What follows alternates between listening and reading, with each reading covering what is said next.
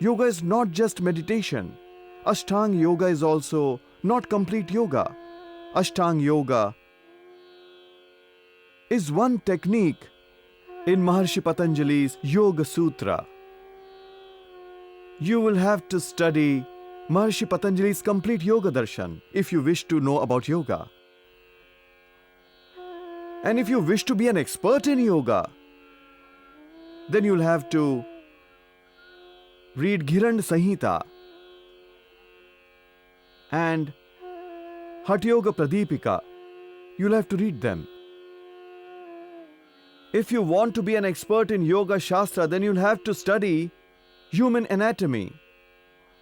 Without the knowledge of anatomy, you can't gain a balanced knowledge about yoga. In order to gain balanced knowledge about yoga, you'll have to study complete literature on Vedas. And if you begin to study complete Vedic literature of Vedas or Vedangs, Vyakran Shastra, Chanda Kalpa Jyotish, Nirokta, Veda, Upanishad, Brahman Granth, if you start studying all these, then it will take much more time. At least for 12 years. And if you go to see learning, as long as there is life, till then man remains a student. In olden times, within 48 years, complete knowledge of all 4 Vedas was initiated. The purpose of my saying this is that in case you wish to be an expert in Yoga Shastra, then you'll have to study Yoga Vedas. You'll have to study Upanishads. You must have minimum study on Upanishads if you wish to be a good teacher of yoga. Then you must memorize Upanishads, 6 darshanas. And then you'll have to learn every sutra of Yoga Darshana's 6 philosophies. Then Hatha Yoga Pradipika, Ghirand Samhita, and little bit of Charak and Sushrut's knowledge. Even if you don't have complete knowledge of Ayurveda, of human anatomy, then you must have little bit knowledge of Charak and Sushrut. Without these, you cannot become an expert in Yoga Shastra. Just as an unqualified doctor harms a patient, similarly, few unqualified yoga teachers can also cause harm. That is, without complete knowledge of yoga and just learnt a few pranayams, learnt a few asanas, learnt a few silly exercises, performed chakrasana, practiced shirsasana, practiced sarvangasana, did paschimottanasana, learned breathing in, breathing out, and claimed to be a yogi. I'm not saying that they are not yogi, but at least there is something like minimum knowledge, and there is no limit to maximum knowledge. Minimum knowledge of yoga, you've got to have it. Minimum qualification and maximum qualification is considered for any subject. Although there is no limit for maximum qualification, but a qualification, an ability, a capacity. To be a monk also requires an ability. It's unfortunate. In religion and politics, there is no need for qualification in politics. Whoever feels like it, he jumps into politics wearing white clothes. Although there are able men in politics, but if one wants to be in politics, there ought to be a merit. There should be a qualification.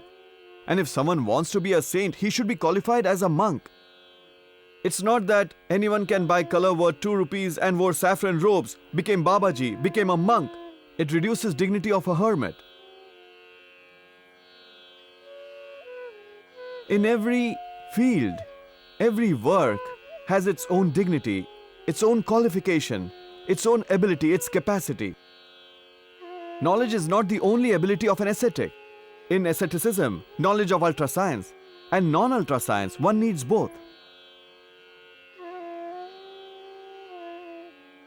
Without the knowledge of ultra and non-ultra science, if one becomes an ascetic, one becomes a teacher, then he will spread illusion, he will spread hypocrisy, he will spread pretension, he will be doing business in the name of religion. This will not only harm religion and culture, many being misled will fill their lives with darkness. Therefore, ability, capacity, just like being a doctor is required, just as in Ayurveda, allopath or homeopath, one becomes a doctor, a certain ability, capacity has been decided that he should be qualified as much. A yoga teacher should also have a certain qualification. Today, enjoyment is being marketed as yoga, in whose life there is no abstinence, penance, sacrifice. If they teach yoga, then how can yoga enter one's life? When there is no yoga in one's life, yoga means abstinence, yoga means penance, yoga means sacrifice, yoga means asceticism, yoga means higher level of knowledge, yoga means higher level of consciousness, yoga means a persona of high character. Now, one who is not of high character, in whom there is no penance, sacrifice, asceticism, one who has no balanced outlook, no wisdom, one who has no self-control, what kind of yogi is he? In the name of yoga, he'll spread enjoyment. Therefore, of yoga, a minimum education, minimum qualification of yoga, and that too not just at the level of knowledge alone, it becomes that much important at the level of behavior. Then only yoga will prosper. Then yoga will be effective. Then only yoga will spread. Then only yoga will be accepted. That is, yoga's minimum qualification. If someone wants to teach yoga by becoming a teacher, then at least he will need 5 years. And if he wants to have complete expertise in yoga, then he'll need around 10 to 12 years. 5 to 12 years. After learning the process of yoga, then only he should teach yoga with full authority. He should know all processes. It's a different matter how much he makes others practice. It's a different subject. Whether he makes others practice neti or not, he makes them do dhoti or not, he makes them do shankha prakshalan or not, he makes them do neti or not, he makes others practice bhasti kriya or not. He should know dhoti, he should also know bhasti, he should also know neti, he should also know nauli, he should also know tratak and kapalabhati. These 6 processes are called Shatkarma in yoga. The knowledge of Shatkarma he should know. He should know Shirshasana. He should also know Chakrasana. He should also know Mayurasana. He should have practiced all the difficult processes of yoga. It's a different subject. Who should do, who should not do. It will be decided by yogi. But he should himself have so much ability in his body that he should know how to do yoga. He should also know asanas of yoga, pranayams, and he should know meditation. He should know the subtleties of spiritualism. How much is to be taught is a different matter. But he must have the complete knowledge. He should also have the knowledge of human anatomy. If someone has an ailment, then he should have complete knowledge of the ailment. What is asthma? What is cancer? What is depression? Why it develops? Why eyes are affected by disease? What is thyroid problem? What is diabetes? What is prostate problem? Women, girls, men, how they develop sex-related diseases, why they develop? What is leukoderma? What is scleroderma? Various problems of eyes, how they develop? How and why various heart problems develop? What are heart blockages? He should know them. What is cholesterol? What is triglyceride? He should have knowledge of it. It means he should have complete knowledge of physical anatomy. Then only he can tell others how to remove it. When he doesn't even know the cause, how can he give the remedy? That's why Charaka, Sushrut, Sarangdhar, Yoga Darshan, Veda, Upanishada, of these one must learn a little bit, my friend. This is not merely a sermon. In order to even sermonize, then not just the study of scriptures. One must study entire Vedic literature also, Indian religion, philosophy, culture, history. One has to study entire Indian spiritualism. Then you become a spokesman of a Shastra. Then yoga contains entire Indian spiritualism. It contains Vedic literature. So you must be qualified in it. If you want to be an official teacher of yoga, here everyone seems to be a yogi Raj. It doesn't mean that others can't be yogis. I have instructed all my workers, volunteers, officers of ashram not to write Yogi Raj at all. Yogi Raj should not be written next to my name. What difference does it make? Introduction is sufficient on its own. These designations become obstacles. As I was telling you, in order to be a certified teacher of yoga, he should have full knowledge, complete knowledge and behavior. Then yoga will be successful.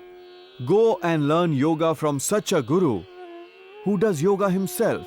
Learn yoga from such a guru who has knowledge of yoga's complete science. This was about special knowledge, special teacher. Yoga is such a deep study. When there are so many precautions in yoga, when yoga is practiced in a wrong method, then it can be dangerous also. There are misunderstandings about yoga. So these misunderstandings, dangers and precautions of yoga, today we will talk about these matters. First of all, we talked about yoga's qualifications, that from whom you should learn yoga. Many people asked us questions. Today we will put up those questions and try to give their solutions. Yoga is a deep and mysterious science. So by teaching it in a group, you are breaking tradition. I am asked this question. I am not breaking tradition. I am establishing tradition. People turned yoga into a mystery in another way. We taught yoga. By the grace of God, we studied literature, Vedas and Upanishads also. Studied philosophy also. Studied Charak Sushrut Sanhita also. Learned through Gurukul tradition. That's why I think, if not maximum, I consider myself as a middle grade practitioner. And I never claim to be an expert, only a practitioner. And I don't claim that I have learned everything about yoga. There is a lot to learn about yoga even now. But whatever I know, I have taught people that much. And I say even this, that whatever I tell people to teach, if they teach that much, there is no harm. Another question. Along with this and solution for both these. Many people ask this also, that Swamiji, you talk of teaching yoga in every by-lane, in every park, in every rest home. Yoga should be practiced in every public place. Why do you say like this? And everyone who learns in camp in only 7 days, you tell that person to go and teach 100 others. So won't there be any mistakes in this? Won't there be dangers in it? Won't there be any need for precautions? Precautions are there. In 7 days, 7 pranayams. 7 pranayams, 7 main light exercises and 7 asanas. We teach only this much. It doesn't take 7 days. This much can be learnt in just 1 day. Teach that much. There is no harm. But they cannot be official spokesmen of yoga. They cannot be certified people of yoga who are teaching in branches, who are training free of cost in the whole country. They may do so. But they can teach only what they are taught. Not more than that. More means, we taught them Bhastrika, Kapalabhati, Bahya, Anulom Vilom, Brahmari, Udgit. Meditate on breath. We taught them Mandukasana, Shashakasana, Bhujangasana, Shalabhasana, Naukasana, Uttana Padasana, Markatasana. Simple practices. Just teach these. There will be no harm in this. But do remember this also. If you teach more than this, then take precautions. Although, in today's age, who has got the patience of 5 years, 10 years? That's why whatever the needs of a person are, accordingly, Pranayam Rahasya, Yoga Sadhana, Yoga Chikitsa Rahasya, and Aushad Darshan. We published these 3 books so that even a common man can know about yoga. This knowledge should not remain deep, should not remain mysterious. That's why many mysteries were revealed. So 2 things. First thing, there is no harm doing yoga in a group. It's beneficial. Benefits in the sense that if we do yoga in a group, it results everyone's resolution,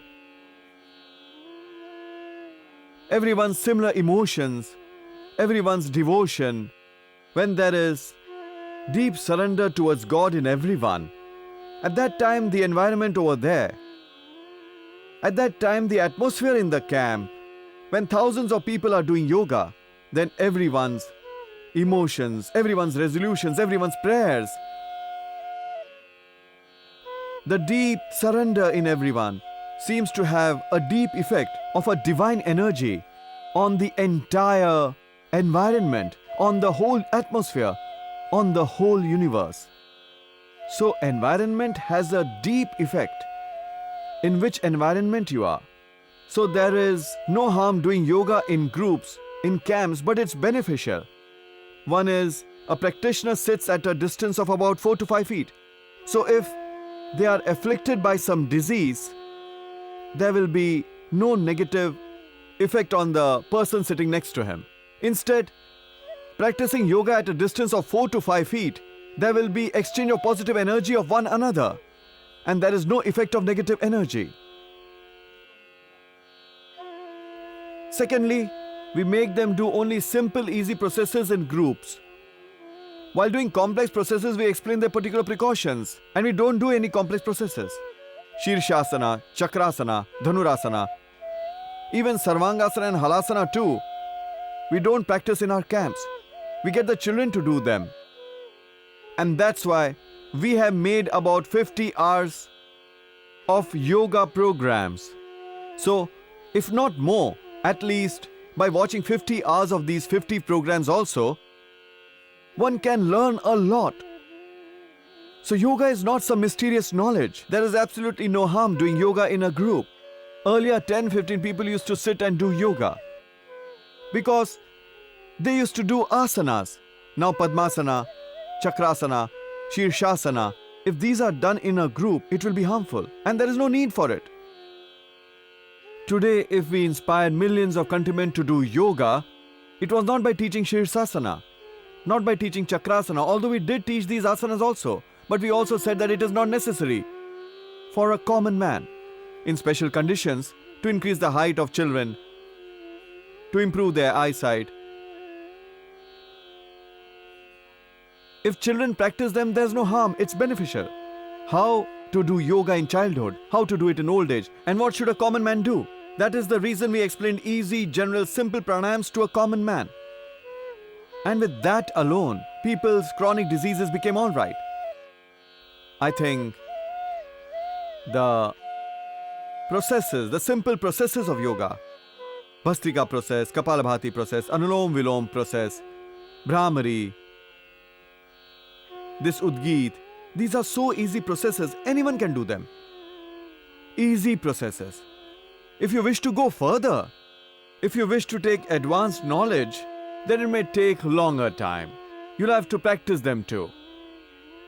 Remember, innumerous questions connected with yoga and their solutions.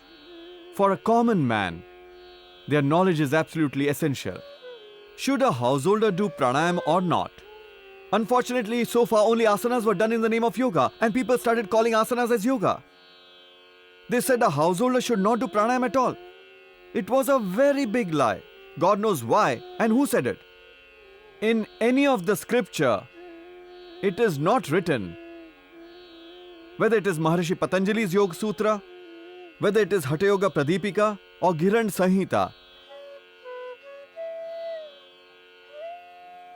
the entire tradition of Hatha Yoga means Guru Gorakhnath's tradition, Guru Matsyendranath's tradition. In Hatha Yoga tradition, in the tradition of Maharishi Patanjali, and in Veda itself, God has never forbidden that a householders should not do pranayam. But why this myth was spread? Who spread it? Nobody knows. It was just a rumor that a householder should not do pranayam. Because in fact, people had no knowledge about pranayam. And if they had, what did they do? Rechak, Kumbhak, Purak. And what were their benefits? They said it is spiritually beneficial. The way God inspired us, we asked people to do pranayam. And the result of that pranayam was that by doing that pranayam, not just millions of countrymen, but billions became healthy who were suffering from various diseases. And it was a very easy yoga, not difficult. Just as breathing is going on, the breath was just given a certain speed. Till today, no one died of breathing. One died when it stopped. Some people tell me even this, that Swamiji, your camps are so huge. Suppose someone suffers a setback then? On TV alone, 30 to 40 million people watch and do yoga. Suppose someone suffers a setback then? I said, look here. As it is, no one has a hold on death. A man, while he is walking, sitting, sleeping, anytime, death can take him away. This is no issue at all. As far as pranayam is concerned, not a single man has died while doing pranayam. Because pranayam gives life.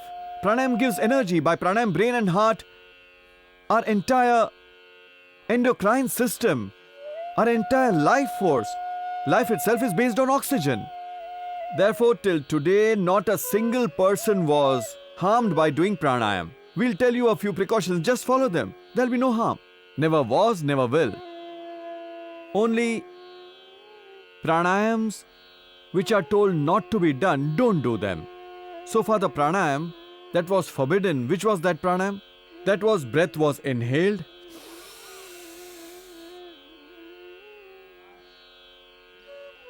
and it was held there. And for 5 minutes breath was not released. Then it was released. What will happen with this? It will be harmful, not beneficial. Therefore, my friend, if you wish to learn yoga properly, then do remember a couple of things. First of all, don't hold your breath at all. By not holding, there will be no harm. Holding can be harmful. That's why the process of this pranayam to the holding one, we never practiced. Now there is Shirsasana also in asanas. It's not necessary that everyone does it. Heart patients, high BP patients, those who get epileptic fits, those patients who've got brain tumor, such patients who have recently had eye operations, if they did Shirsasana, then death is a certainty. Either there'll be paralysis or brain hemorrhage. Precaution is essential. Even while taking medicine, there are precautions in it. If you have to take 100 mg dosage, then you should take 100 mg, not 1000 mg, you'll die. It will be harmful. Precaution has to be taken even while walking. Precaution has to be taken even while eating. Precaution is a must. Walking on the road, while at home, you use electricity at home. Same electricity that gives light, that can bring darkness in your life forever. Because if you carelessly touched the wire where it was live, then what will happen? You know it yourself. Therefore, my friend, precaution is everywhere. You'll have to observe whether you do yoga or pranayam or asanas or meditation or eating or drinking. Now a man ought to eat food instead of he starts eating poison, or he starts overeating, or what he shouldn't be eating starts eating that. So even while eating there is precaution. Sleeping also there is precaution. But one important thing I would like to tell you, till today man has learnt everything, but no one has taught another how to breathe. Man started breathing on his own. The moment he came out of mother's womb, he started breathing. Few things are natural, no one taught us how to breathe.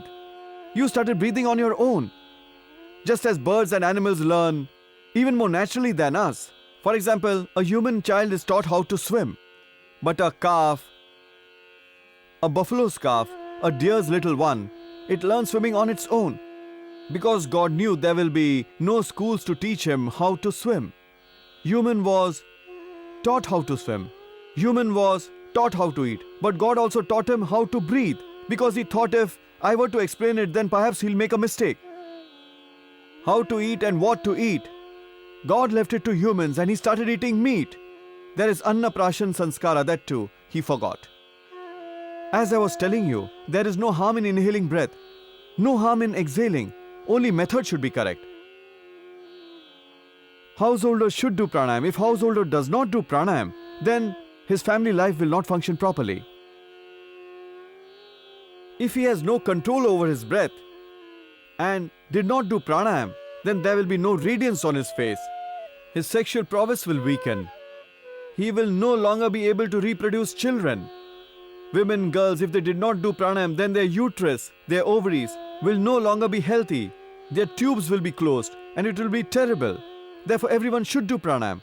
Whoever doesn't do pranayam, he cannot remain healthy. This is 100% sure. So, not doing pranayam is dangerous. Not doing pranayam is harmful. Doing it has no harm. But observing precautions are important.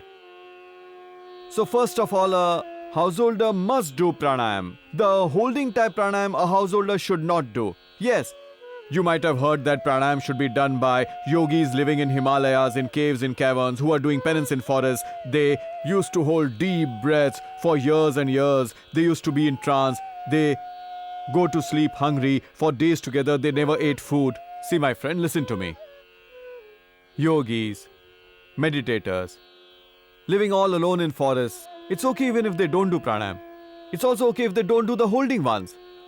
Agreed that he stays in caves, he lives in forests, who has broken all ties with the world. Somewhere he's sitting and doing penance, and if he has inhaled breath, and he has held it in,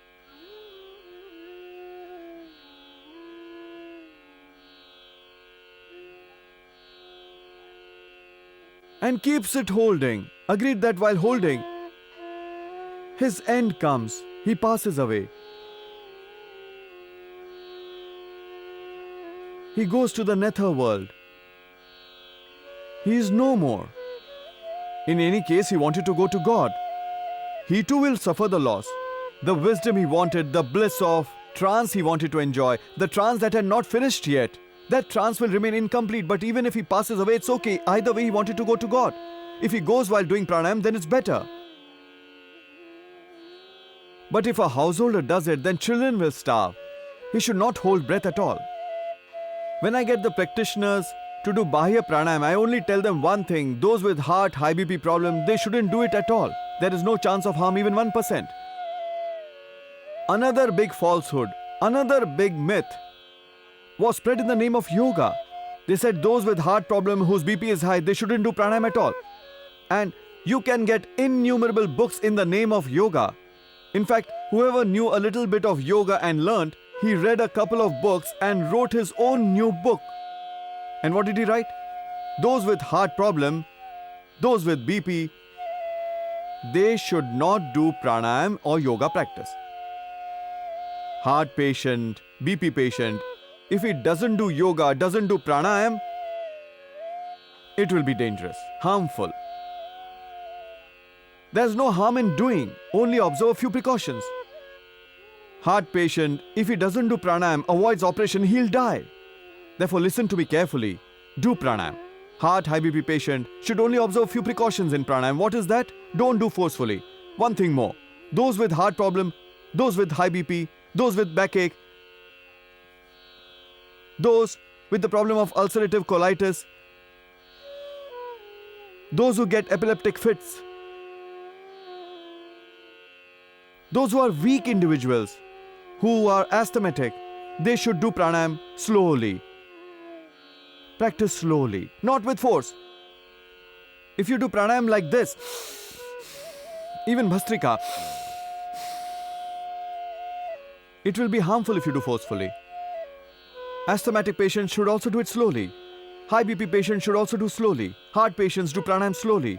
Those with cervical spondylitis pain, those with backache, they should do pranayam slowly.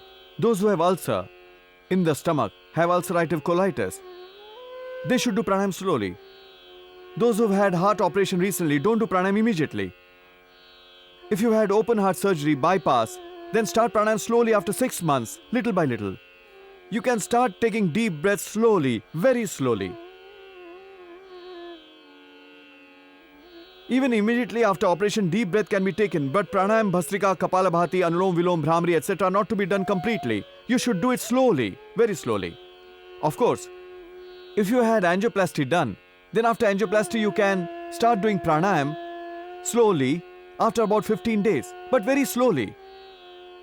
If you had cesarean operation done, if your delivery was not normal and delivery was through cesarean, then after delivery, when all wounds are healed, when stitches are dried up, then start practicing pranayam after 6 months. And after 1 year, if you had any operation done of any part, any type, then you can practice. Hernia patients should do pranayam very slowly. Remember this.